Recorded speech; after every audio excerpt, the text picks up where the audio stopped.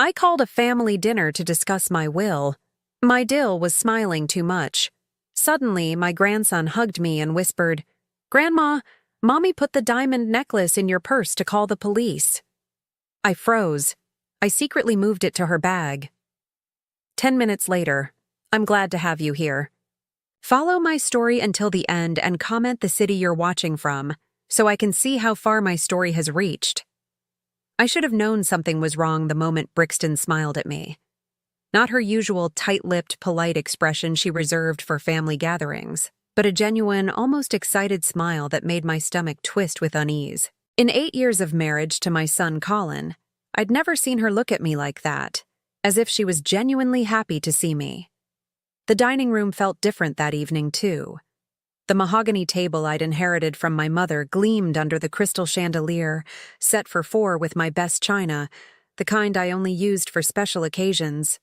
Fresh white roses from my garden sat in the center, their sweet fragrance mixing with the scent of the roast beef I'd spent all afternoon preparing. Everything looked perfect, almost too perfect, like a stage set waiting for a performance. "Norma, you look absolutely radiant tonight," Brixton gushed as she kissed my cheek, her perfume heavy and cloying. She was wearing a new dress, something expensive in deep burgundy that probably cost more than I spent on groceries in a month. Her blonde hair was styled in loose waves, and her makeup was flawless, as if she'd just stepped out of a magazine. Colin followed behind her, looking tired from his architecture firm's latest project. At 36, he still had his father's gentle brown eyes, and that way of running his hand through his hair when he was stressed.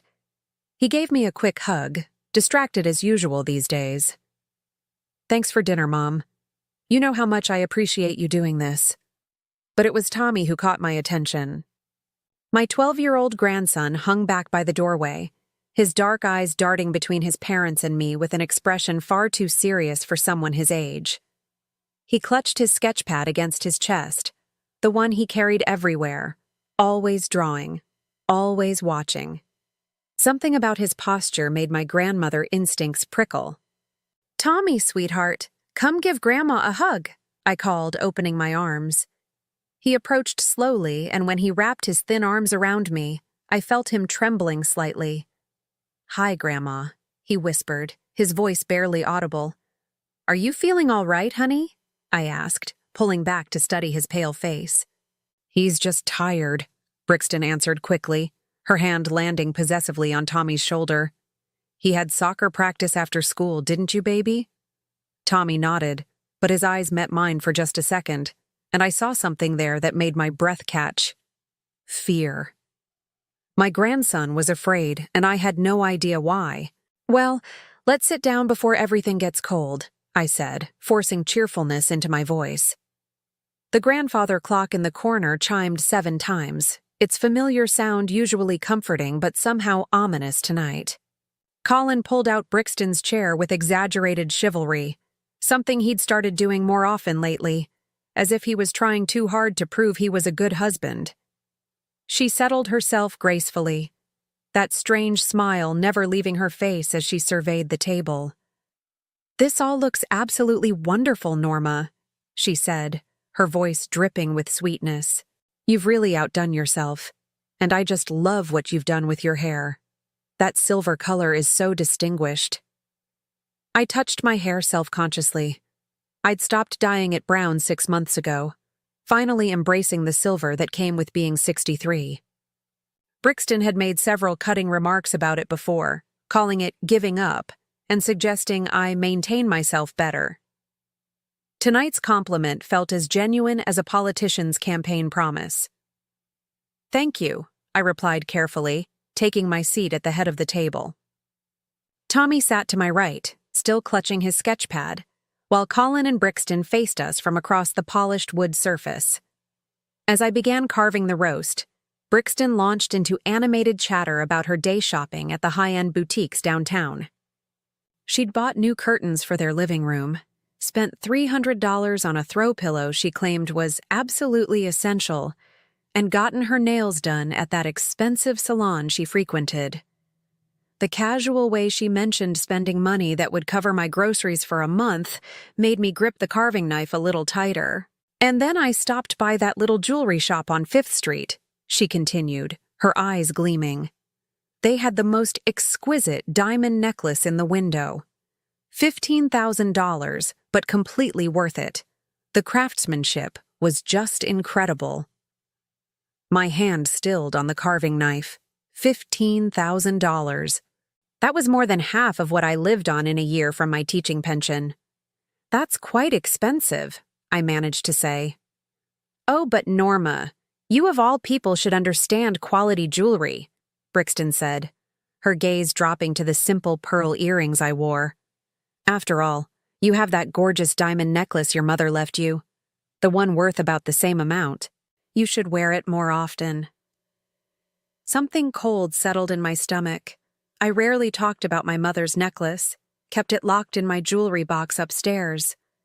How did Brixton know its value? I'd never had it appraised in front of her, never even worn it when she was around. The piece was too precious, too tied to memories of my mother's gentle hands fastening it around my neck when I was young. How do you know what it's worth? I asked, trying to keep my voice casual. Brixton's smile flickered for just a moment. Oh, Colin mentioned it once. Didn't you, honey? Colin looked up from his plate, confusion crossing his features. I don't remember talking about Mom's jewelry. An uncomfortable silence fell over the table. I could hear the tick of the grandfather clock, the soft clink of Tommy's fork against his plate as he pushed food around without eating. Something was definitely wrong, but I couldn't put my finger on what. Speaking of jewelry, Brixton said brightly, as if the awkward moment hadn't happened. Norma, I noticed you're not carrying your usual purse tonight. That lovely black leather one you always use. I glanced toward the living room where I'd left my everyday purse, a practical brown bag that had seen better days. I thought I'd use the nicer one tonight, I said. The black one you mentioned is upstairs. Oh, you should definitely use the black one, Brixton insisted. It goes so much better with your outfit. Plus, didn't you say it has better compartments? More organized? The suggestion felt oddly insistent, and I found myself wondering why she cared which purse I carried. It's fine. This one works perfectly well. But Norma, she pressed, wouldn't you be more comfortable with your usual bag? The one with all your important things organized just how you like them?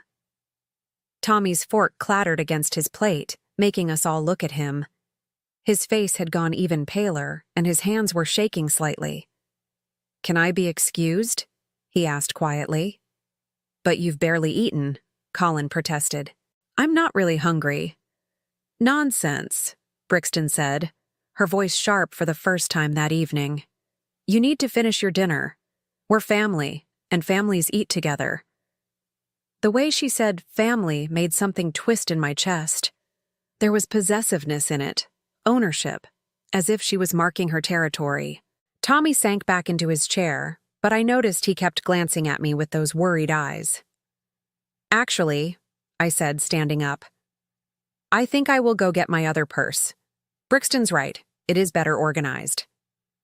Oh, wonderful, Brixton beamed. I'll come help you find it. That's not necessary, I said quickly, but she was already rising from her chair. I insist. Besides, I'd love to see your bedroom again. You've redecorated since last time, haven't you? I hadn't redecorated in 3 years, not since my husband died and left me rattling around in this big house alone. But I didn't correct her. Instead, I headed for the stairs, acutely aware of Brixton following close behind me, her heels clicking against the hardwood floor. My bedroom felt smaller with her in it, her presence somehow filling all the available space. She wandered around, touching things, picking up the framed photo of my late husband and me on our 25th wedding anniversary. Such a lovely picture, she murmured. You two were so happy together. It must be lonely now, rattling around in this big house all by yourself. I found my black purse in the closet and turned to face her. I managed just fine. Oh, I'm sure you do. You're such a strong woman, Norma. So independent. Though at your age, it might be nice to have family closer. Have you ever thought about downsizing? Moving somewhere smaller, more manageable? The suggestion hit like a slap. Move out of the house my husband and I had shared for 30 years? The house where Colin had taken his first steps? Where we'd celebrated every Christmas and birthday? This is my home, Brixton. Of course it is, she said quickly, but I caught something calculating in her expression. I just meant that maintaining such a large property must be exhausting and expensive, and I clutched the purse handle tighter. I'm not ready to leave my home. No, of course not. I was just thinking out loud. She smiled again, but it didn't reach her eyes. Should we head back downstairs? The boys will wonder what happened to us. As we walked back to the dining room, I felt like I was missing something important, some crucial piece of a puzzle I didn't even know I was supposed to be solving. Tommy was still sitting exactly where we'd left him, but now he was drawing frantically in his sketch pad, his pencil moving in quick, nervous strokes. "What are you drawing, sweetheart?" I asked as I sat back down. He looked up, his eyes wide and serious. "Just stuff," he mumbled, closing the pad quickly. "Tommy's quite the artist," Brixton said, reaching across the table to ruffle his hair. He flinched away from her touch. "Always scribbling away in that little book. Sometimes I wonder what goes on in that head of his." The rest of dinner passed in a blur of forced conversation and growing unease. Brixton kept steering the conversation back to my house, my finances, my plans for the future. She asked about my will, about whether I'd updated it recently, about what I planned to do with my mother's jewelry. Each question felt like a probe, searching for something I couldn't identify. Colin, oblivious as always, talked about his latest architectural project, a modern office building that was giving him headaches. He seemed genuinely unaware of the undercurrents swirling around our family dinner, lost in his own world of blueprints and building codes. As I served dessert, my mother's famous apple pie recipe, Tommy suddenly stood up from his chair. "Grandma, can I show you something in the kitchen?" "What is it, honey?" "Just something," he said urgently. "Please." I followed him into the kitchen, leaving Colin and Brixton at the table. Tommy immediately went to the window, pretending to look out at my rose garden while his parents' voices drifted in from the dining room. "Tommy, what's wrong?" I asked softly. "You've been acting strange all evening." He turned to face me, and I saw tears gathering in his eyes. He opened his mouth to speak, then closed it, glancing nervously toward the dining room. Then he did something that made my heart stop. He stepped close to me and whispered so quietly I almost missed it. "Grandma, Mommy put the diamond necklace in your purse to call the police." The words hit me like a physical blow. I stared at my grandson's frightened face, my mind struggling to process what he'd just said. "What?" "The diamond necklace," he whispered even more quietly. "Mommy took it from your jewelry box when you were downstairs. She put it in your black purse. She's going to say you stole it and call the police. I heard her talking on the phone." My legs suddenly felt weak, and I had to grip the kitchen counter to stay upright. My own daughter-in-law was trying to frame me. The necklace, my mother's precious necklace that I'd treasured for 30 years, was being used as a weapon against me. "Are you sure?" I whispered back. Tommy nodded, tears now flowing freely down his cheeks. "She said you were getting too old, and someone needed to make decisions for you. She said once you were arrested, Dad would have to take care of everything." The pieces of the evening suddenly fell into place with horrifying clarity. Brixton's strange behavior, her insistence on me using my black purse, her questions about my house and finances. She wasn't just trying to get me arrested. She was trying to make me look incompetent, senile, unfit to manage my own affairs. And if that happened, Colin would step in. Sweet, trusting Colin who believed everything his wife told him. He'd take over my finances, my decisions, my life. and Brixton would be pulling all the strings from behind the scenes. I looked down at my grandson's tear-stained face and felt something fierce and protective rise in my chest. This child had risked his mother's wrath to warn me, had been carrying this terrible secret all evening. How long had he been living with this fear? How many other schemes had he witnessed? "Thank you for telling me, Tommy," I whispered, pulling him into a gentle hug. "You were very brave." "What are we going to do, Grandma?" I held him for a moment longer, my mind racing. Then I pulled back and looked into his eyes with new determination. "We're going to turn the tables, sweetheart. Sometimes the best way to catch someone in a trap is to let them think it's working." My hands trembled as I reached into my black purse, feeling around until my fingers closed around something cold and hard. There it was, nestled between my wallet and reading glasses, my mother's diamond necklace. The weight of it in my palm felt heavier than usual, not because of the stones, but because of what it represented. Betrayal, calculated cruelty, a trap designed to destroy everything I'd worked for in my 63 years of life. Tommy watched me with those serious dark eyes as I carefully lifted the necklace from my purse. Even in the kitchen's soft light, the diamonds caught the gleam and threw tiny rainbows across the white cabinets. This piece had been in our family for 4 generations, passed from mother to daughter, each woman treasuring it as a symbol of love and continuity. Now it was being used as a weapon. "How did you find out?" I whispered to Tommy, keeping my voice low enough that Colin and Brixton wouldn't hear us from the dining room. "I was getting my art supplies from the hall closet," he whispered back, wiping his nose with the back of his hand. "I heard Mommy on the phone in your bedroom. She was talking to someone about how this would solve everything, how you'd finally be out of the way." Out of the way. The words hit me like ice water. I wasn't just an obstacle to Brixton. I was something to be removed entirely. I thought about all the little comments over the years, the suggestions that I was getting forgetful, that I shouldn't be living alone in such a big house, that I needed help managing my affairs. She'd been building a case against me for years, gathering ammunition for this moment. "Did she see you listening?" I asked. "No, I was really quiet. But Grandma, she said other things too." Tommy's voice broke slightly. "She said once the police arrested you, she'd make sure you went somewhere where you couldn't cause any more trouble. She said Dad would sign the papers because he'd think it was best for you." My blood ran cold. She wasn't just planning to have me arrested.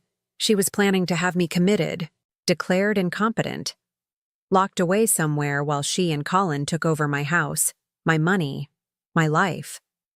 And knowing my son's trusting nature, he'd probably believe it was all for my own good. I wrapped my arm around Tommy's thin shoulders, feeling the tremor that ran through his small frame. This child had been living with this knowledge, carrying this terrible secret. How many nights had he lain awake worrying about what would happen to his grandmother? How many times had he wanted to tell someone but been too afraid? "You've been so brave, sweetheart," I murmured. "But now we need to be smart, too." From the dining room, I could hear Brixton's laugh, bright and artificial. She was probably checking her phone, waiting for whatever signal would bring her plan into motion. The police wouldn't just show up randomly. Someone would have to call them. Someone would have to report a theft. I looked down at the necklace in my hand, then at my grandson's worried face. An idea began forming in my mind, risky, but potentially brilliant. If Brixton wanted to play games, I'd show her what happened when you underestimated a retired schoolteacher who dealt with manipulative teenagers for 30 years. "Tommy, I need you to go back to the table and act normal," I said quietly. "Can you do that for Grandma?" He nodded, though his eyes were still wide with fear. "What are you going to do?" Something your mommy won't expect." I gave him what I hoped was a reassuring smile. "Trust me, okay?" After Tommy returned to the dining room, I stood in my kitchen for a moment, gathering my courage. The familiar space felt different now, charged with new purpose. The blue ceramic tiles my husband had installed 20 years ago, the white cabinets I'd painted myself, the window overlooking the rose garden we'd planted together. All of it suddenly felt precious in a way it hadn't before. This was my home, my sanctuary, and I'd be damned if I'd let someone take it from me without a fight. I slipped the necklace into my cardigan pocket and walked back to join my family. Brixton looked up as I entered, her smile so bright it could have powered the chandelier. "There you are," she said. "We were just wondering what happened to you two." "Tommy was showing me his latest drawing," I replied smoothly, settling back into my chair. "He's getting quite talented." "Oh, he certainly is," Brixton agreed, but her eyes were on my purse, now sitting beside my chair. I could practically see the gears turning in her head, wondering if I'd discovered her little surprise yet. Colin was finishing his second piece of apple pie, completely oblivious to the tension crackling between the women at his table. "Mom, this pie is incredible as always. I swear you could have been a professional baker." "Your father always said the same thing," I replied, but my attention was focused on Brixton.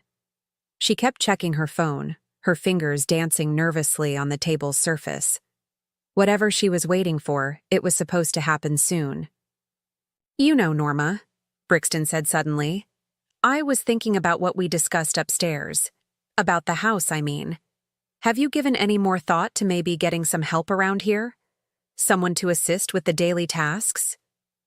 There it was again, the suggestion that I was incapable of taking care of myself. "I manage perfectly well, thank you." "Oh, I'm sure you do. But accidents happen, especially to people living alone. Just last week, my friend Margaret's mother fell in her bathroom and wasn't found for hours. She could have died. The implication was clear. I was a danger to myself, a woman too old and frail to live independently. It was exactly the kind of narrative that would make sense to police officers when they found stolen jewelry in my possession. Poor old lady, losing her memory, maybe taking things that don't belong to her. "I'm very careful," I said evenly. "Of course you are. But sometimes being careful isn't enough." Brixton's phone buzzed, and she glanced at it quickly. A small smile played at the corners of her mouth. Sometimes we need other people to look out for us. Tommy had gone completely still beside me, his fork suspended halfway to his mouth. He knew something was about to happen, and the poor child was terrified. I reached over and patted his hand gently, trying to offer what comfort I could. "Speaking of looking out for people," Colin said, setting down his fork, "Brixton and I have been talking about having you over for dinner more often. Maybe even having you stay with us sometimes, especially during the winter months when the roads can be dangerous." My heart sank. They'd been discussing my future, making plans for my life without consulting me. How long had these conversations been going on? How many times had they sat in their sterile modern house, deciding what was best for the inconvenient old woman who stood between them and her inheritance? "That's very thoughtful," I managed to say, "but I'm quite content in my own home." "But Mom," Colin pressed, "you're all alone here. What if something happened? What if you fell or had a medical emergency? It would be hours before anyone found you." The concern in his voice was genuine, which made it worse. Brixton had been working on him for months, maybe years, planting seeds of worry about my safety and well-being. She'd probably started small, mentioning times when I seemed forgetful or confused, pointing out how isolated I was in this big house. My trusting son had absorbed every suggestion, never realizing he was being manipulated. "Colin, I appreciate your concern, but I'm perfectly capable of living independently." "Are you?" Brixton asked softly. "Because lately, you've seemed a bit scattered. Remember last month when you called Colin 3 times about the same doctor's appointment? Or when you forgot you'd invited us for dinner and we showed up to find you hadn't prepared anything?" I stared at her, my mouth falling open. Both of those incidents had happened, but not the way she was describing them. I'd called Colin about the doctor's appointment because the office had changed the time twice, and I'd wanted to make sure he knew about the changes since he was supposed to drive me. The dinner incident had happened because Brixton had called to change the date, and I'd gotten confused about which Sunday she meant.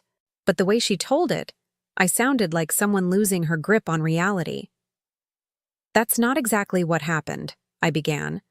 But Colin was already nodding, his face creased with worry. "She's right, Mom. I've been concerned too, but I didn't want to say anything." My heart broke a little. My own son, the boy I'd raised with such love and care, was sitting here discussing my mental competence based on his wife's lies. Brixton had been setting this up for months, creating a narrative of decline that would justify whatever action she decided to take.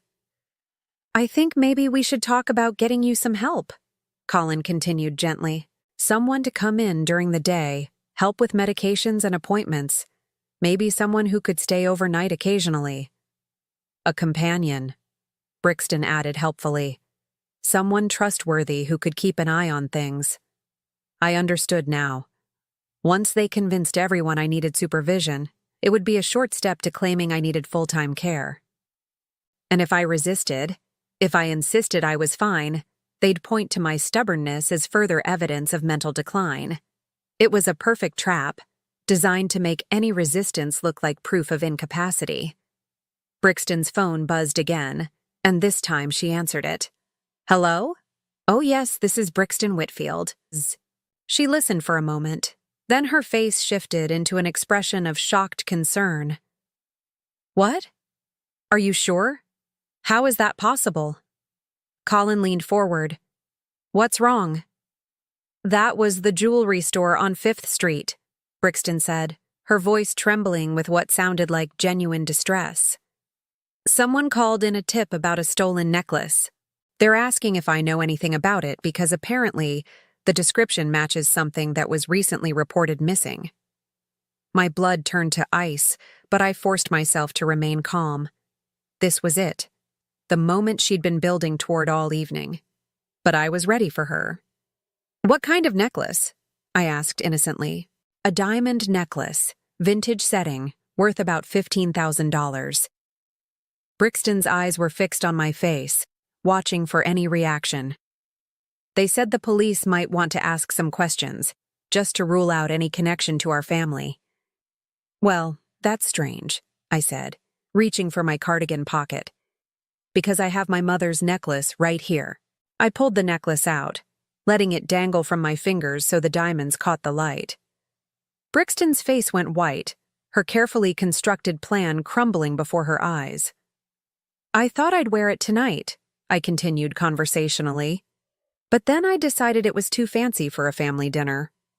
Funny that someone would report one just like it's stolen." The silence that followed was deafening.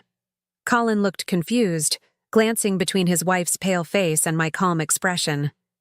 Tommy was staring at me with something like awe, finally understanding what his grandmother was capable of. But Brixton wasn't finished. I could see her mind racing, trying to salvage her plan. "Well, that's wonderful that yours is safe," she said slowly. "But the police will probably still want to talk to everyone in the area, just to be thorough." "Of course," I agreed pleasantly. "Though I hope they realize that false reports are a serious crime. Someone could get in real trouble for wasting police resources." Through the dining room window, I could see flashing lights approaching in the distance. Red and blue, unmistakable. Brixton's backup plan was already in motion, and there was no way to stop it now. But that was fine. I was ready for them. The doorbell rang at exactly 9:15, its chime cutting through the tense silence that had settled over my dining room. I glanced at the grandfather clock, noting the precision of it all. Brixton had orchestrated this down to the minute, probably giving the police a specific time to arrive so she could ensure I'd be sitting here with what she thought was stolen jewelry in my possession. "I'll get it," Colin said, starting to rise from his chair. "No," Brixton said quickly, her voice sharper than she'd probably intended. "I mean, let me. It might be about the stolen necklace they mentioned on the phone." She smoothed her burgundy dress and walked toward the front door, her heels clicking confidently against my hardwood floors. This was her moment of triumph, the culmination of months of planning. I could almost see her mentally rehearsing her performance. The shocked, concerned daughter-in-law discovering that her elderly mother-in-law had stolen valuable jewelry. Tommy's small hand found mine under the table, his fingers cold and trembling. I squeezed gently, trying to reassure him even as my own heart hammered against my ribs. Everything depended on the next few minutes. I heard the front door open, followed by the low murmur of official voices. 2 officers from the sound of it, probably a standard response to a reported theft. Brixton's voice carried clearly as she played her part to perfection. "Officers, thank you for coming so quickly. I'm the one who called about the stolen necklace. I'm just so worried about my mother-in-law. She's been acting strangely lately, and when I heard about the theft..." Her voice trailed off as she led them into my dining room. The first officer was a middle-aged man with graying hair and kind eyes, the type who'd probably dealt with countless family disputes over the years. His younger partner looked fresh out of the academy, eager and serious. "Good evening," the older officer said politely. "I'm Sergeant Williams, and this is Officer Chen. We're here about a report of stolen jewelry. A diamond necklace, specifically, worth approximately $15,000. "Of course," I said, standing slowly. "Though I'm not sure how I can help you. All my jewelry is accounted for." Brixton stepped forward, her face a mask of concerned reluctance. "Officers, I hate to say this, but I think there might be a misunderstanding. You see, my mother-in-law has been having some memory issues lately. Confusion, forgetfulness. We've been worried about her." Colin shifted uncomfortably in his chair, clearly torn between loyalty to his wife and his own uncertainty about the situation. "Mom's been living alone in this big house," he added reluctantly. "We've noticed some changes." "What kind of changes?" Sergeant Williams asked, pulling out a small notebook. "Well," Brixton said, her voice heavy with manufactured sadness, "she's been misplacing things, getting confused about appointments. Last week, she called the same doctor's office 3 times about the same visit, and she's been talking about money troubles, which is strange because we know she's financially stable." I listened to her lies with growing amazement. She was painting a picture of a woman in cognitive decline, someone who might take things without fully understanding what she was doing. It was brilliant in its cruelty, and it would have worked perfectly if Tommy hadn't warned me. "Mrs. Whitfield," Sergeant Williams addressed me directly, "do you mind if we ask you a few questions?" "Not at all," I replied calmly. "Have you been to any jewelry stores recently? Specifically, the one on 5th Street? I shook my head. "I don't shop for jewelry much anymore. Most of what I own has sentimental value." Officer Chen was looking around the dining room, taking in the expensive furnishings, the crystal chandelier, the obvious signs of a comfortable life. "This is a lovely home," he commented. "Have you lived here long?" 30 years, I said. "My husband and I bought it when Colin was 6. "And you live here alone now?" "Yes, since my husband passed 3 years ago." Brixton cleared her throat delicately. "Officers, I hate to bring this up, but I think you should know that when we arrived tonight, I noticed my mother-in-law seemed agitated. She kept fussing with her purse, acting nervous. All eyes turned to my black leather purse, sitting innocently beside my chair. Brixton's expression was one of pained regret, as if she was being forced to betray a loved one for their own good. "Mrs. Whitfield," Sergeant Williams said gently, "would you mind if we took a look in your purse, just to rule out any connection to the reported theft?" "Of course not," I said, reaching for the bag. "Though I should mention I did change purses this evening. I usually carry a brown one, but my daughter-in-law suggested I use this one instead." I caught the flicker of surprise that crossed Brixton's face. She hadn't expected me to mention that detail. In her version of events, I was a confused old woman who might have absent-mindedly taken something. She wasn't prepared for me to sound so clear and specific about the evening's events. I opened the purse and began removing items one by one. My wallet, reading glasses, a small packet of tissues, my house keys, a shopping list I'd written that morning. The officers watched patiently as I laid each item on the table. "That's everything," I said, showing them the empty interior. Sergeant Williams frowned. "Ma'am, we had a report that you might have a diamond necklace with you tonight. Are you sure there's nothing else in the bag?" "Quite sure," I replied. "Though I do have a diamond necklace. It belonged to my mother." I reached into my cardigan pocket and pulled out the necklace, letting it catch the light from the chandelier. Both officers leaned forward to examine it, and I saw Brixton go completely white. "This has been in my family for 4 generations," I continued. "It's never left this house except to go to the jewelry store for cleaning." "May I ask when it was last appraised?" Officer Chen asked. "About 5 years ago, when I updated my insurance. It was valued at $15,000 then." The silence that followed was deafening. Brixton's carefully constructed story was falling apart, and I could see her mind racing, trying to salvage the situation. "But," she said desperately, "that doesn't mean she didn't take another one. The one that was reported stolen. Maybe she has it hidden somewhere else." Sergeant Williams studied Brixton with new interest. "Ma'am, exactly what makes you think Mrs. Whitfield has stolen jewelry?" "Well, Brixton faltered, realizing she'd revealed too much. "I mean, when I heard about the theft and knowing about her confusion lately." You called this in based on suspicion alone?" the sergeant asked. "Not because you actually saw stolen property?" "I was concerned," Brixton said, her voice rising slightly. "Is it wrong to be worried about family?" Tommy had been sitting quietly throughout this exchange, but now he spoke up, his young voice clear and steady. "Officer, can I tell you something?" Both officers looked at him with surprise. Children weren't usually part of these kinds of investigations. "What is it, son?" Sergeant Williams asked kindly. Tommy looked directly at his mother, his face pale but determined. "I heard Mommy on the phone earlier. She was talking about putting Grandma's necklace in her purse and calling the police." The words dropped into the room like stones into still water, creating ripples of shock that spread to every corner.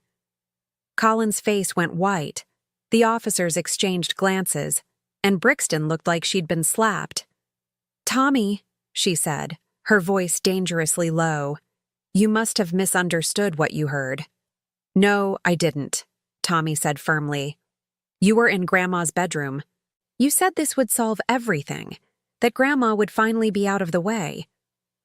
The temperature in the room seemed to drop 10 degrees.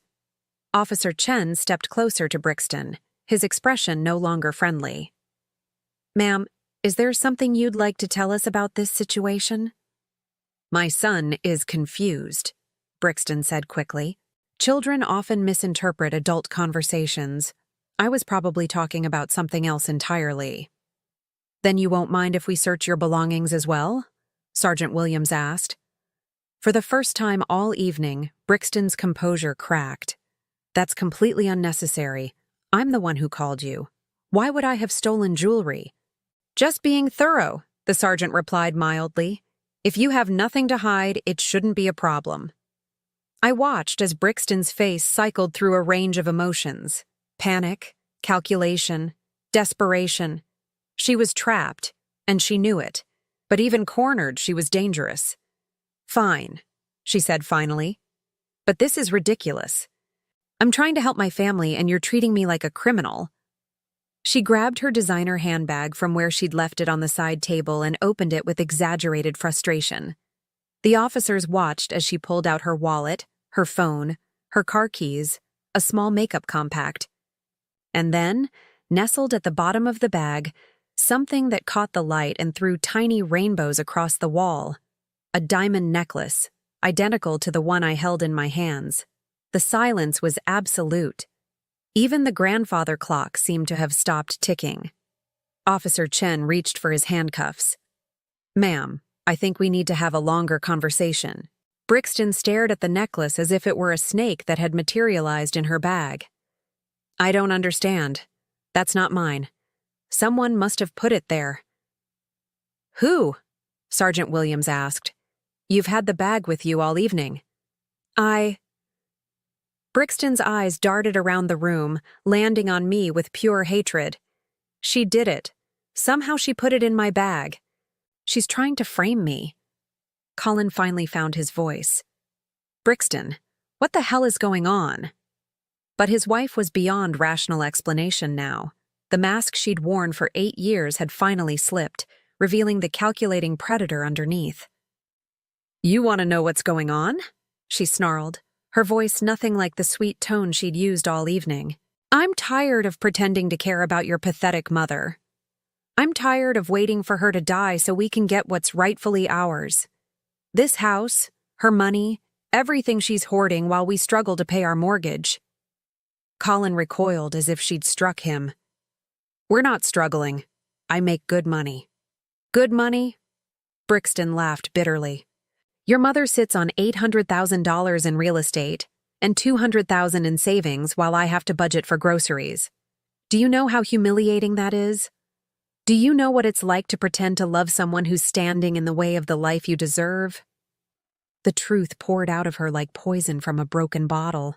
Years of resentment, greed, and manipulation all laid bare in my dining room while my grandson watched his mother reveal herself as a monster. I've been planning this for months, she continued, past the point of caring about consequences.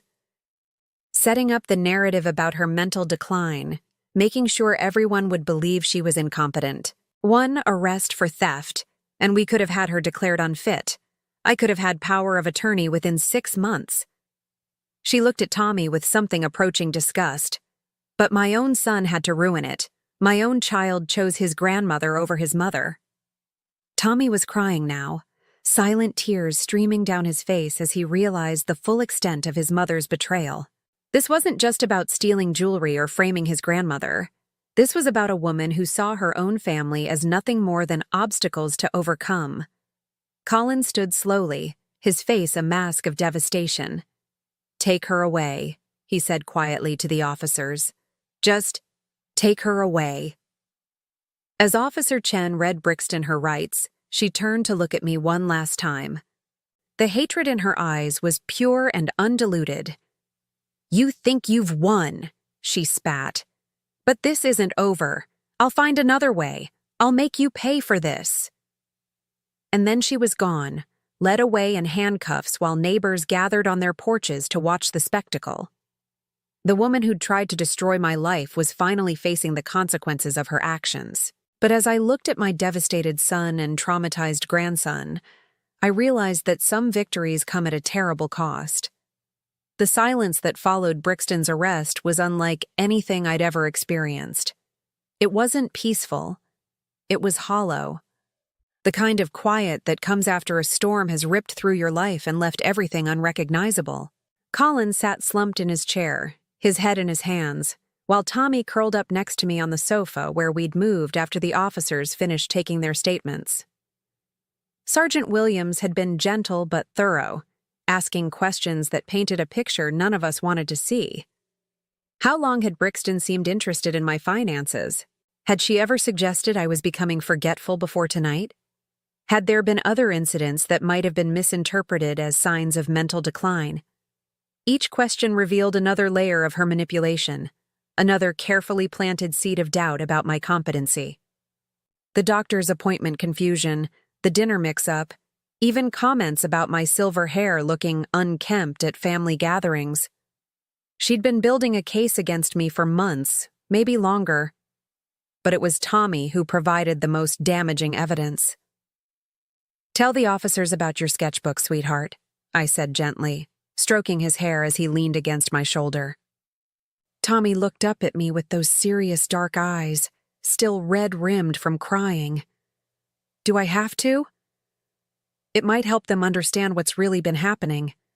He nodded slowly and climbed off the sofa, disappearing upstairs to his overnight bag. When he returned, he was carrying the sketchpad I'd seen him clutching all evening, along with a small digital recorder that made my heart stop. Tommy, Sergeant Williams said kindly, what do you have there? I've been keeping track, Tommy said quietly, settling back beside me. Mommy says and does things when Dad's not around, and I wanted to remember them exactly, so I started writing them down and drawing pictures. He opened the sketchbook, and I gasped. Page after page of detailed drawings showed Brixton in various poses and situations. Brixton going through my mail when she thought no one was watching. Brixton talking on the phone with angry expressions while looking at papers that looked like bills. Brixton searching through my jewelry box, drawn with the careful attention to detail that only a child who'd been watching and worrying could achieve. "She's been coming over when you're not here, Grandma," Tommy said, his voice barely above a whisper. "She has your spare key. She makes copies of your papers and takes pictures of them with her phone." Officer Chen leaned forward. "How long has this been going on?" "Since last summer. Maybe longer. She told me it was our secret, that grown-ups sometimes had to check on grandparents to make sure they were okay. But I shouldn't tell anyone because it would hurt your feelings." My throat tightened as I realized how Brixton had manipulated my innocent grandson, making him complicit in her surveillance while convincing him it was for my own good. The child had been carrying this burden for months, torn between loyalty to his mother and love for his grandmother. "And the recorder?" Sergeant Williams asked gently. Tommy's small fingers trembled as he held up the device. "I started recording her phone calls when she thought I was playing video games. She talks to someone about money a lot, and about making Grandma seem, I can't remember the word." "Incompetent?" I suggested quietly. He nodded. "She said once Grandma was declared incompetent, Dad would have to take care of everything, and she could finally get the money to pay off their debts."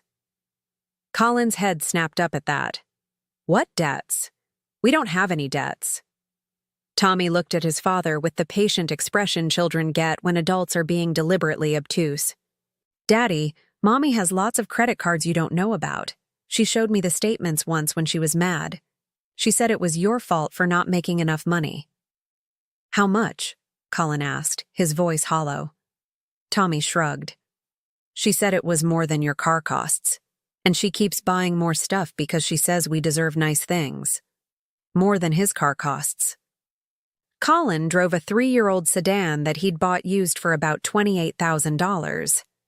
If Brixton had racked up more debt than that without his knowledge, no wonder she'd been so desperate to get her hands on my assets.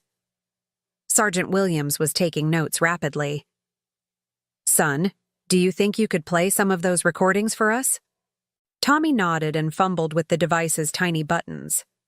After a moment, Brixton's voice filled my living room, clear and unmistakable. "The stupid old woman thinks she's so smart, living in that big house like some kind of queen while we're drowning in debt. But I've got it all figured out. Once she's arrested for theft, Colin will have to face reality. She's obviously losing her mind, and someone needs to take control before she hurts herself or someone else." A pause, then another voice, tinny through the speaker. "Are you sure this will work? What if she doesn't have the necklace with her?" "Oh, she'll have it. I made sure of that. I planted it in her purse while she was downstairs playing the perfect hostess. The whole family will be there to witness her confusion when the police find it. Colin will finally see that his precious mother needs professional care. And then? And then we get power of attorney, sell that ridiculously oversized house, and use the money to dig ourselves out of this hole. She'll be in some nice facility where she can't cause any more problems, and we'll finally have the life we deserve." The recording ended, leaving us all staring at the small device in Tommy's hands. The casual cruelty in Brixton's voice was breathtaking. She wasn't just planning to steal my money. She was planning to destroy my life and convince my own son that it was for my own good. "There are more," Tommy said quietly. "Lots more. She talks to that same person almost every week." Officer Chen looked at his partner. "We're going to need to take this as evidence. All of it. The sketchbook, the recorder, everything." "Of course," I said. "Tommy, you did the right thing by keeping track of all this. You probably saved my life." Colin finally spoke, his voice rough with emotion. "Why didn't you tell me any of this?" Tommy's lower lip trembled. "I tried, Daddy. Remember when I said Mommy was acting weird? And when I asked you if Grandma was really sick? But you always said I was imagining things, that Mommy was just worried about Grandma because she loves her." The devastation on Colin's face was heartbreaking.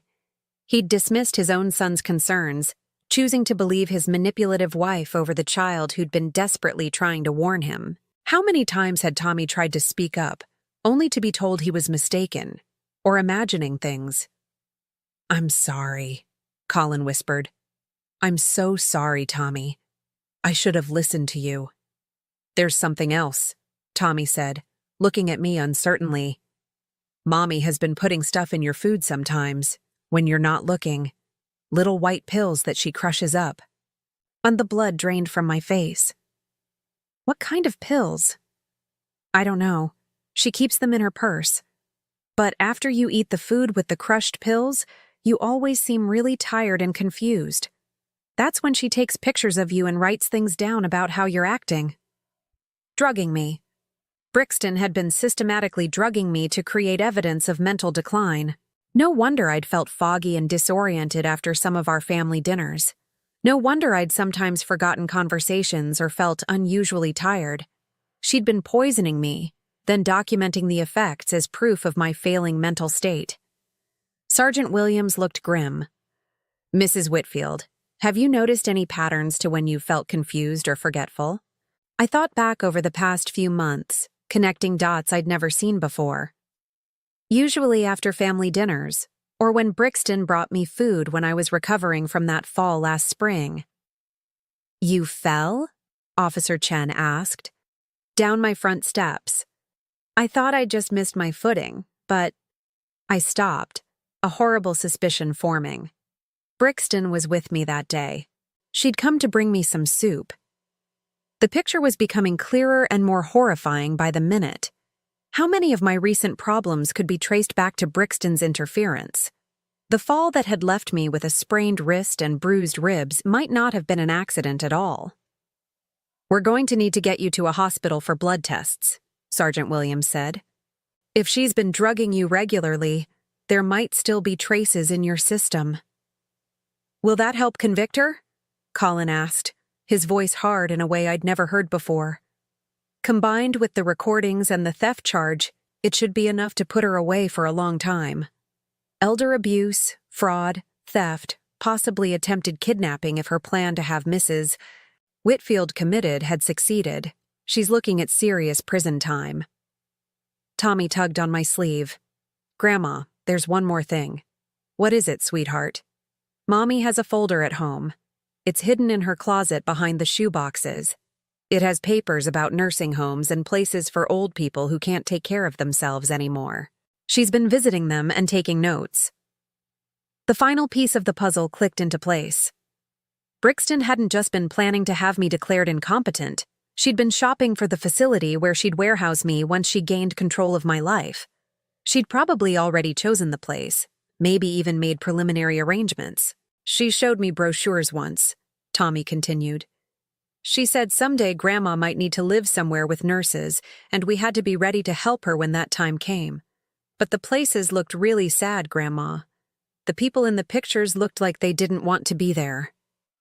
I pulled Tommy closer, overwhelmed by the scope of Brixton's betrayal. She'd planned every detail of my destruction, from the drugs that would cloud my mind to the institution where she'd abandon me. And she'd prepared her own son for the inevitability of losing his grandmother, conditioning him to accept it as a natural and necessary step. Colin stood abruptly and walked to the window, his shoulders shaking with suppressed emotion. When he turned back to face us, tears were streaming down his face. "I let this happen," he said. "I let her poison you, manipulate me, traumatize my own son. What kind of man does that make me?" "It makes you human," I said gently. "She's had 8 years to perfect her manipulation. She knew exactly how to play on your love for both of us." But Tommy saw through it. A 12-year-old child was braver and smarter than I was. Tommy sees things differently because he hasn't learned to doubt his instincts yet. Adults teach themselves to ignore red flags, to give people the benefit of the doubt even when they shouldn't. Children trust their gut feelings. Sergeant Williams closed his notebook and stood. Mrs. Whitfield, we'll need you to come to the station tomorrow to give a formal statement. And Tommy, we'll need your parents' permission to interview you properly, with a child advocate present. I'll bring him, Colin said firmly. And I want to press charges too, for what she did to my son, for what she put him through. There has to be consequences for making a child live with that kind of fear and responsibility. As the officers prepared to leave, Sergeant Williams paused at the door. Mrs. Whitfield, you should know that your grandson probably saved your life tonight. If Brixton's plan had succeeded, if you'd been arrested and declared incompetent. He didn't need to finish the sentence. We all knew where this had been heading. A slow slide into institutional care, drugged into compliance, isolated from anyone who might advocate for me. I might have spent my remaining years in a sterile facility, confused and forgotten, while Brixton enjoyed the fruits of her cruelty. But Tommy had stopped her. My brave, observant, loyal grandson had seen through 8 years of careful manipulation and found the courage to act when it mattered most. As the police car pulled away, taking with them the evidence that would hopefully ensure Brixton faced justice, I sat in my living room with my son and grandson, all of us trying to process the magnitude of what had almost happened. The woman we'd welcomed into our family, the mother of my precious grandson, had been systematically destroying us from within. And we'd been so busy trying to keep the peace that we'd almost let her succeed. 3 days after Brixton's arrest, she was released on bail. $25,000 that her mother had somehow scraped together, probably by mortgaging her own modest home. The news hit me like a physical blow when Sergeant Williams called to inform me. I'd been hoping for at least a few weeks of peace before having to face the reality of a trial and everything that would come with it. She's not allowed to contact you or come within 500 feet of your home, he assured me. But, Mrs. Whitfield, you need to be careful. People facing serious charges sometimes make desperate choices. I understood what he wasn't saying directly. Brixton had nothing left to lose now. Her marriage was over, her reputation destroyed, her future hanging by a thread. Desperate people were dangerous people. Colin had moved back into my house temporarily with Tommy, unable to bear staying in the home he'd shared with a woman he was realizing he'd never really known. The boy was sleeping better now, finally safe from his mother's manipulation, but Colin was a wreck. He barely ate, spent hours staring out windows, and jumped every time the phone rang. I keep thinking about all the signs I missed, he said on Thursday morning, sitting at my kitchen table while I made breakfast. He'd lost weight in just 3 days, his clothes hanging loose on his frame. Remember when she insisted on doing your grocery shopping that time you had the flu? Or when she volunteered to organize your medications? I flipped pancakes with steady hands, but my stomach churned as I thought about those incidents with new clarity. She was looking for opportunities to drug me, I said quietly, testing different methods to see what worked best. And I thanked her for being so helpful. Colin's voice was thick with self-loathing. I actually thanked her for slowly poisoning my own mother. Tommy appeared in the doorway, hair rumpled from sleep, carrying his ever-present sketch pad. Since Monday night, he'd barely let it out of his sight, as if it were a security blanket. "Is Mommy going to come back?" he asked, the question he'd been asking every morning since she'd been taken away in handcuffs. "No, sweetheart," I said firmly. "She's not allowed to come here anymore." "Good," he said simply, climbing onto his usual chair. "I don't want her to hurt you anymore, Grandma." It broke my heart that a 12-year-old child felt relief about his mother being gone, but I couldn't argue with his reasoning. Brixton had hurt all of us, but Tommy had borne the unique burden of seeing her true nature while being powerless to stop her. The phone rang at exactly 9:30, interrupting our quiet breakfast. I glanced at the caller ID and felt my blood run cold. It was Colin's number, the landline at his house. "Don't answer it," Colin said quickly, but I was already reaching for the receiver. "Norma." Brixton's voice was different now, stripped of all pretense of sweetness. It was cold, calculating, and utterly venomous. "I think it's time we had a real conversation." "You're not supposed to contact me," I said, my hand trembling slightly as I gripped the phone. "I'm calling from my own home. Technically, I'm calling Colin. You just happened to answer." I could hear the smirk in her voice. "Besides, what are they going to do? Arrest me again? I'm already facing 10 years in prison thanks to you." Colin was gesturing frantically for me to hang up, but something made me stay on the line. Maybe I needed to hear what she really thought, now that all pretense was gone. "What do you want, Brixton?" "I want you to know that you haven't won anything. You think you're so clever, turning my own son against me, making me look like some kind of monster. But let me tell you what's really going to happen." Her voice was getting louder, more unhinged. In the background, I could hear things being thrown, the sound of breaking glass. "I'm going to take Tommy. My mother has friends in other states, people who won't ask too many questions. By the time Colin figures out what's happened, we'll be long gone. And you pathetic old witch, will spend the rest of your miserable life knowing you destroyed a child's relationship with his mother." Tommy had gone white, understanding enough to realize his mother was threatening to kidnap him. Colin grabbed the phone from my hands. "Brixton, if you touch my son, I will hunt you down myself," he said, his voice deadly quiet. "Your son?" She laughed, the sound sharp and brittle. "He was never your son, Colin.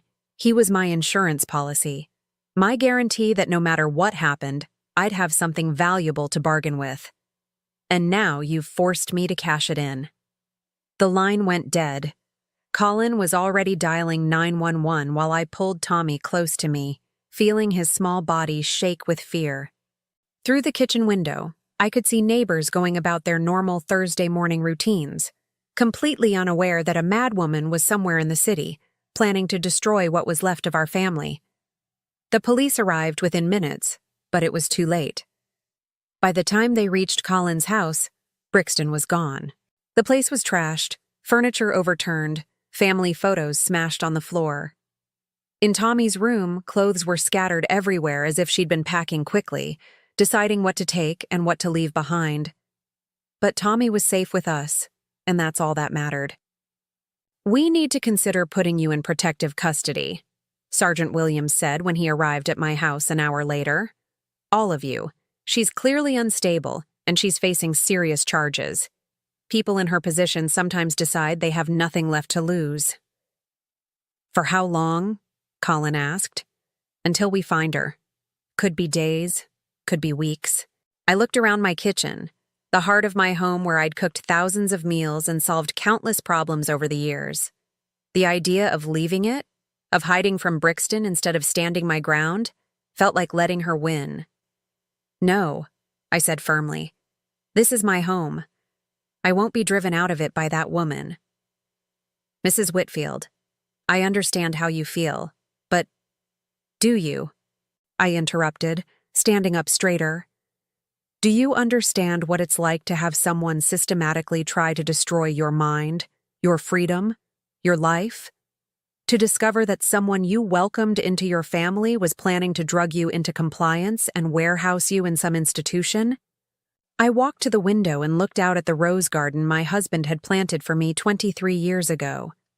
The late spring blooms were just beginning to open, their colors bright against the green leaves. I've spent the last 8 years making excuses for her behavior, trying to keep the peace, convincing myself that family meant enduring anything for the sake of unity. But family isn't supposed to hurt you. Family isn't supposed to see you as an obstacle to overcome.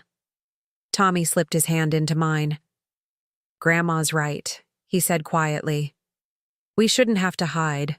Mommy's the one who did bad things." Colin looked at his son with something approaching wonder. "When did you get so wise?" "I had to," Tommy said simply. "Someone had to pay attention. The truth of that statement hung in the air between us. This child had been forced to grow up too fast, to become the guardian of secrets too heavy for someone his age to carry. But he'd done it anyway, out of love and loyalty and a courage that humbled me. "We'll increase patrols in your neighborhood," Sergeant Williams said finally, accepting that we wouldn't be moved. "And we'll expedite the search for your daughter-in-law. But promise me you'll be careful. Don't go anywhere alone. Keep your doors locked. Call us if anything seems suspicious." After the police left, the three of us sat in my living room, trying to process the new reality we were facing. Brixton was out there somewhere, planning who knew what kind of revenge. She'd shown us that she was capable of anything, that the woman we thought we knew had never really existed. "I keep trying to remember if there were signs earlier," Colin said, breaking the heavy silence. "In the beginning, when we first met. But she seemed so normal, so caring. She was working as a nurse then, for God's sake. I thought that meant she was naturally nurturing." "She was good at pretending," Tommy said matter-of-factly. "But sometimes when she thought no one was looking, her face would get mean, really mean. Like when you wouldn't buy her something she wanted, or when Grandma would talk about her own mother. She hated hearing about happy families."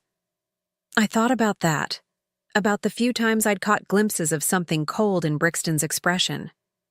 I'd always dismissed it as stress or fatigue, never imagining it might be her true self bleeding through her carefully constructed mask. "Do you think she ever loved any of us?" Colin asked, his voice small and wounded. It was Tommy who answered, with the brutal honesty that only children possess. "I don't think she knows how." As night fell, we settled into an uneasy routine. Colin and Tommy took the guest room, while I tried to sleep in my own bed. But every creak of the old house, every rustle of leaves outside my window, made me sit up alert and listening. Around midnight, my phone rang.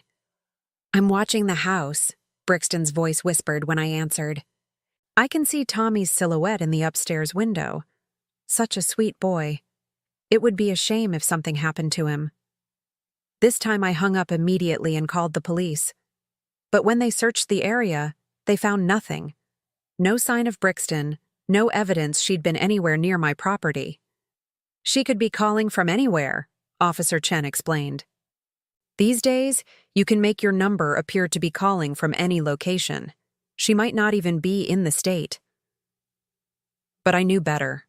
I could feel her out there, circling like a predator waiting for the right moment to strike. The woman who'd spent 8 years infiltrating our family, learning our habits and weaknesses, wasn't going to give up easily. As I finally drifted off to sleep near dawn, I couldn't shake the feeling that our real ordeal was just beginning. 6 months later, I stood in the courthouse parking lot watching Brixton being led away in shackles. The judge had sentenced her to 12 years in prison for elder abuse, attempted fraud, theft, and harassment. Her bail had been revoked after she'd violated the restraining order 3 more times, and she'd spent the last 4 months in jail awaiting trial. The woman in the orange jumpsuit bore little resemblance to the polished, manipulative creature who'd sat at my dinner table planning my destruction. Prison had stripped away her designer clothes, her perfect makeup, her carefully styled hair. What remained was harsh and desperate, all sharp edges and barely contained rage. As the transport van pulled away, Tommy slipped his hand into mine. At 13 now, he was taller, more confident, but he still carried his sketchpad everywhere. During the trial, his testimony had been devastating in its quiet honesty. Even the defense attorney had seemed uncomfortable cross-examining a child who spoke with such clear-eyed understanding of his mother's cruelty. "Is it really over now, Grandma?" he asked. "Yes, sweetheart. It's really over."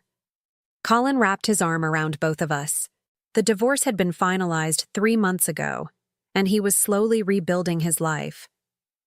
He'd started therapy to work through the guilt and trauma of being manipulated for so many years. Some days were harder than others, but he was healing.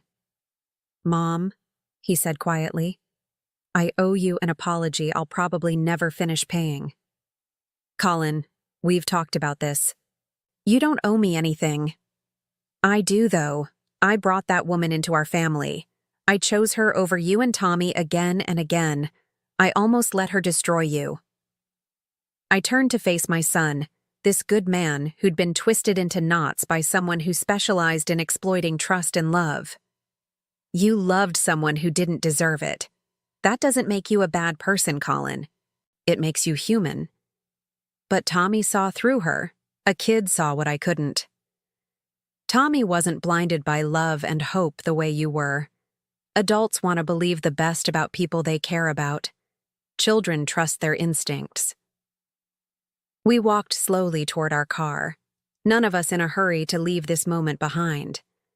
The trial had been brutal, dredging up every painful detail of Brixton's manipulation and abuse, but it had also brought us closer together, forced us to confront truths we'd been avoiding for years. "You know what I keep thinking about?" Tommy said as we settled into our seats. "All those times she told me I was being dramatic when I said something felt wrong. She made me think I was crazy for seeing what I was seeing." "That's called gaslighting," Colin said. "It's a form of psychological abuse. She did it to all of us." "But not anymore," I said firmly. "Never again." The drive home was peaceful, the first truly relaxed car ride we'd shared as a family in years. The weight that had been pressing on all of us since that terrible dinner 6 months ago had finally lifted. Tommy actually laughed at something on the radio, a sound so pure and joyful it brought tears to my eyes. Back at my house, our house now since Colin and Tommy had never moved back to their old place, we found something waiting on the front porch, a large envelope with my name written in elegant script. "What is it?" Colin asked, immediately tense. I opened it carefully and pulled out a single sheet of paper. It was a letter from Brixton's mother, Sarah, whom I'd met only a few times over the years. "Dear Norma, I know I'm probably the last person you want to hear from right now, but I needed to write to you before I lose my nerve. I've spent the last 6 months trying to understand how my daughter became the person she is, and I keep coming back to one terrible conclusion. I failed her, and in failing her, I failed your family too. I knew Brixton was struggling with money. She'd been coming to me for help for years, always with stories about how Colin wasn't providing enough, how you were hoarding wealth that should be shared with family. I gave her money, made excuses for her spending, enabled her sense of entitlement. I thought I was being a supportive mother. I had no idea she was drugging you. I had no idea about the depth of her manipulation and cruelty. When the police told me what she'd done, what she'd planned to do, I couldn't sleep for weeks. The woman they described wasn't the daughter I raised, but maybe that's because I'd been making excuses for her bad behavior since she was a child. I want you to know that Tommy is a remarkable boy. During the trial, watching him testify with such courage and clarity, I was reminded that good can come from even the most broken situations. You and Colin raised him to be brave and honest, even when it meant standing up to his own mother. I'm selling my house and donating most of the proceeds to organizations that help elder abuse victims. It won't undo the damage Brixton caused, but maybe it can prevent someone else from going through what you endured. I hope someday you can forgive an old woman who should have seen what her daughter was capable of long before she hurt your family. With deepest regret and respect. Sarah Mitchell. I folded the letter carefully and looked at my son and grandson, both watching me with concerned expressions. "What does it say?" Colin asked. I handed him the letter and watched his face change as he read. When he finished, he was quiet for a long moment. "She's not responsible for what Brixton did," he said finally. "No, but I understand why she feels like she is. When someone you love hurts other people, you can't help wondering if you could have prevented it somehow." Tommy had been listening intently. "Do you think Brixton always knew she was mean? Or do you think she convinced herself she was doing good things?" It was such a perceptive question, the kind that cut straight to the heart of human nature. I thought about it carefully before answering. I think she started by convincing herself that what she wanted was reasonable, that we owed her something because life hadn't given her everything she thought she deserved. But somewhere along the way, she crossed a line from wanting things to being willing to destroy people to get them. And she couldn't come back from that? Some people can. Some people recognize when they've gone too far and find ways to make amends. But Brixton, I think she was too proud and too angry to admit she was wrong, so she kept going deeper into the lie until it became her reality. We spent the evening quietly, ordering pizza and watching old movies on television. Normal, peaceful, boring family activities that felt like luxuries after months of court hearings and police interviews and the constant stress of looking over our shoulders. Around 10 o'clock, Tommy brought out his sketch pad and showed us something new. Instead of the careful documentation of Brixton's cruelties that had filled so many pages, he'd been drawing happy scenes. Our family having breakfast together. Colin teaching him to play chess. Me working in my rose garden while they played catch in the yard. "I don't want to remember the bad things anymore," he said. "I want to fill up my book with good things instead." "That sounds like a wonderful plan," I said, hugging him close. Later, after Tommy had gone to bed, Colin and I sat on the front porch listening to the night sounds of the neighborhood. It was something we'd started doing during the trial, these quiet conversations that helped us process everything we'd been through. "Do you think we'll ever feel completely safe again?" he asked. "I think we'll feel different. More careful, maybe, but also stronger. We survived something that could have destroyed us, and we did it by sticking together." "Tommy saved us all," Colin said softly. "If he hadn't been brave enough to speak up." But he was. And that's because despite everything Brixton put him through, he never stopped believing that truth mattered more than keeping peace. A year later, I was working in my rose garden when I heard the familiar sound of Tommy's bicycle in the driveway. He was 14 now, growing into his father's height and developing his grandfather's gentle nature. The sketch pad had been replaced by a camera, and he'd discovered a talent for photography that amazed his teachers. "How was school?" I asked as he joined me among the flowers. "Good. I got my photos back from the darkroom." He pulled out a collection of black and white prints, images of ordinary life transformed into art through his patient eye. "Mr. Henderson thinks I should enter the state competition." I studied the photographs, seeing our neighborhood, our family, our daily life through Tommy's perspective. There was beauty in every frame. Hope in every composition. This was how he chose to see the world now, not as a dangerous place full of hidden threats, but as a canvas full of light and possibility. "These are extraordinary, Tommy. You have real talent." "I get it from you," he said, settling beside me on the garden bench.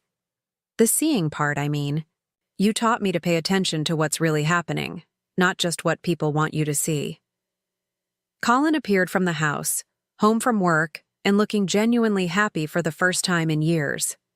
He'd been promoted to senior partner at his firm, and he'd started dating a kind woman named Lisa, who understood that he came with a teenage son and a mother-in-law who'd always be part of the package.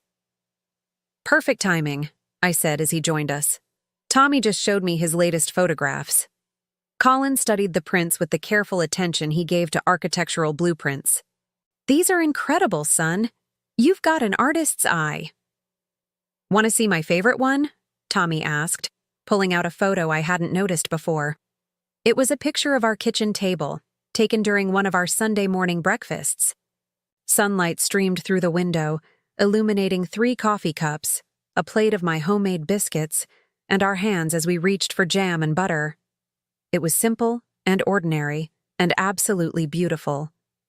"That's us," Tommy said unnecessarily. "That's our real family." I looked at this remarkable young man, this child who'd saved us all through courage and honesty, and felt my heart fill with gratitude. Brixton had tried to destroy our family, but instead she'd shown us what we really meant to each other. We'd lost the illusion of easy happiness, but we'd gained something more valuable.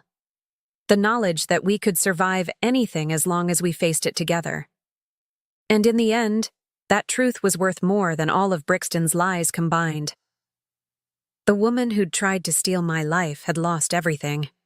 But we had gained something precious, the unshakable certainty that love, when it's real, is stronger than manipulation, and truth, even when it's painful, is always worth fighting for. As the three of us sat in my garden, surrounded by flowers that had survived every season and grown more beautiful with each passing year, I realized that some victories aren't about defeating your enemies.